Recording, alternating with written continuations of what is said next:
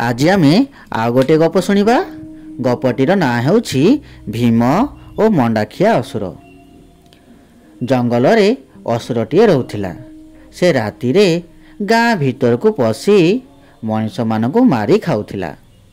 राति हेले ता भयरे लोक माने कबाट बंद करि दउथिले। दिने गाँर लोक माने सभा कले।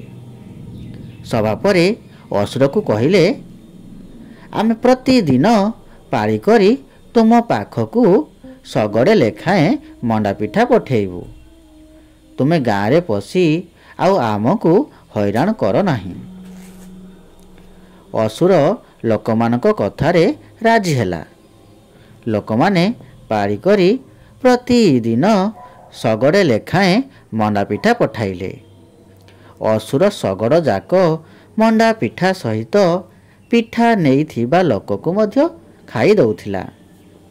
दिने जड़े गरीब बुढ़ीर पाଳି पड़िला।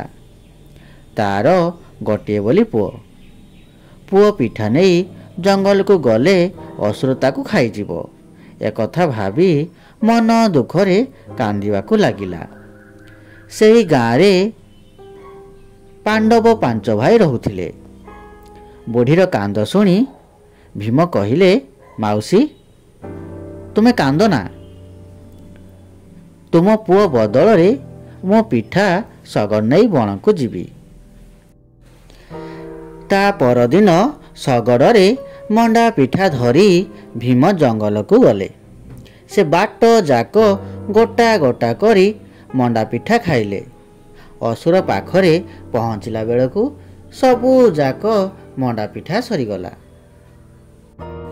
सगड़ रे मंडा पिठा नथिबा देखी असुर दांत कड़मड़ करी रागी गला।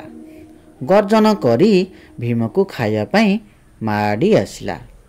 भीम तो भारी बलुआ थिले। से असुर को डरिले नाही। असुर सह लड़ाई करी ताकू मारिदेले। असुर को मारी देबारु गाँ लोके भीम को खूब आदर कले।